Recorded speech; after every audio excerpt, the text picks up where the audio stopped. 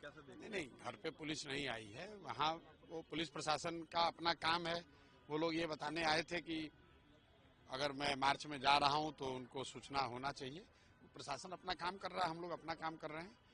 मुख्य बात यह है कि बिहार में पिछले कुछ समय से 1-2 सालों में लोकतंत्र को लाठी तंत्र में धीरे धीरे बदल दिया गया है।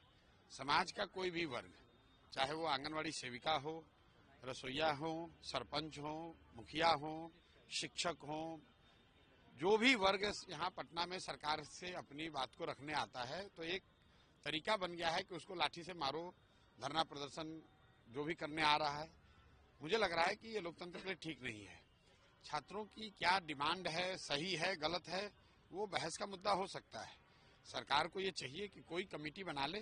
मुख्यमंत्री के पास खुद समय अगर नहीं है तो कोई एक वरीय अधिकारियों का, मिनिस्टरों का एक कमेटी बना दें, छात्रों के साथ बैठ के बात कर लें। 4 लाख छात्र अगर कुछ बात कह रहे हैं, सुनना तो पड़ेगा। तो एक तो आपने उनकी बात सुनी नहीं, दूसरा अब आप बच्चे यहाँ आए तो उन पर आपने लाठी चलवा दिया। उसके विरोध में हम लोग गए थे और उसके विरोध में खड़े हैं। सिर्फ बात छात्रों की नहीं है, समाज का कोई भी वर्ग अगर आकर लोकतांत्रिक तरीके से अपनी बात कह रहा है तो आप उसको लाठी से क्यों मार रहे हैं? आप बात उसकी सुनना चाहते हैं, सुनिए। उसकी बात वो का खंडन करना चाहते हैं, खंडन कीजिए। लाठी से मारने से तो लोकतंत्र नहीं चल सकता है। मार्च निकालने की आपने बात की थी, आज जाएंगे आप? नहीं, मार्च निकालने की हमने बात नहीं कही है। हमने बात ये कही है कि छात्र मार्च अगर निकालेंगे तो उनके साथ मैं खड़ा रहूंगा, उनमें सबसे आगे चलूंगा। मैं देखना चाहता हूं कि पुलिस और प्रशासन यहाँ कितना लाठी चला सकते हैं, क्योंकि आप कोई छात्र आता है उसको आपने लाठी से मार दिया, ये तो कोई तरीका नहीं हुआ। अगर परीक्षा को लेकर कोई गलती हुई नहीं है तो फिर 12,000 बच्चों के लिए री एग्जामिनेशन क्यों हो रहा है? तो कहीं ना कहीं सरकार तो ये मान रही है कि एक केंद्र पर गलती हुई है, और छात्रों का ऐसा मानना है कि नहीं, एक केंद्र पर नहीं, बड़े पैमाने पर अनियमितता हुई है। तो सामान्य बात तो यही है कि अगर ऐसा लगता है लोगों को कि अनियमितता हुई है तो कम से कम एक बार बैठकर बात कर लें, जो उसका रास्ता कुछ निकलता है वो निकाल लें। जो छात्रों के साथ दुर्व्यवहार हुआ है, बर्बरतापूर्व कार्रवाई हुई है, जो लोग उसके लिए दोषी हैं उस पर कार्रवाई हो। जो एक छात्र ने आत्महत्या करी है, सोनू यादव ने, उसको सरकार को उचित कंपनसेशन देना चाहिए, ये मांग है। और हम लोग बस इतना ही कह रहे हैं कि आप किसी भी हालत में शांतिपूर्वक प्रदर्शन कर रहे, धरने पर बैठे हुए या कैंडल मार्च निकालने वाले, मार्च पास करने वाले बच्चों पर लाठी मत चलवाइए।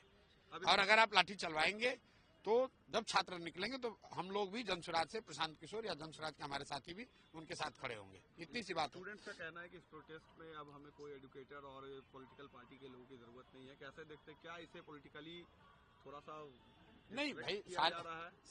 कल हम जब वहाँ गए थे, आप लोग भी वहाँ रहे होंगे, हम वहाँ कोई पॉलिटिकल दल के तौर पे तो गए नहीं थे।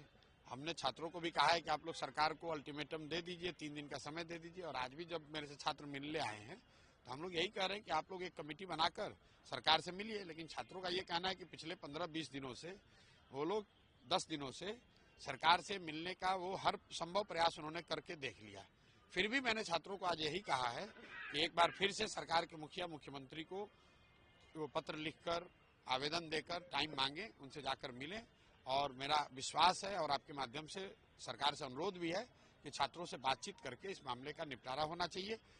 निपटारा हो नहीं हो वो एक बात है, लेकिन किसी भी हालत में छात्रों पर बल प्रयोग नहीं होना चाहिए। बिल्कुल उसके हम लोग विरोध में हैं।